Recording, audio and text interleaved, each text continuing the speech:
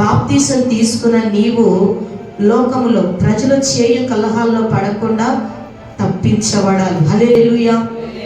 చాలా మంది బాప్తీసం తీసుకున్న బిడ్డలు నిర్లక్ష్యంగా, అశ్రద్ధగా, అనాలోచనతో ఉంటూ ఉన్నారు.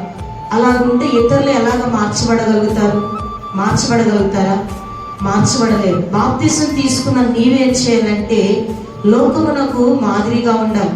లోకానికి మాదిరిగా ఉండాలంటే ప్రజలు ఏమి చేస్తుంది చేయకూడదు, యేసయ్య చెప్పిందే చేస్తూ ఉండాలి. ఈనాడు బాప్తీసం తీసుకున్న బిడ్డలను బట్టి అనేక మంది బాప్తీసం తీసుకోలేకపోతున్నారు.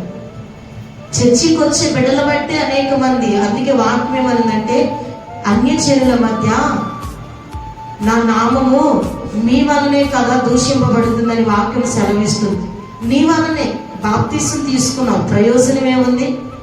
ఎన్నో సంవత్సరాలు అవుతుంది, నీ ఇంటి వారు మార్చబడ్డా, నీ పక్కనోళ్ళు మార్చబడ్డా, ఇరుగు పొరుగు వారు మార్చబడ్డా.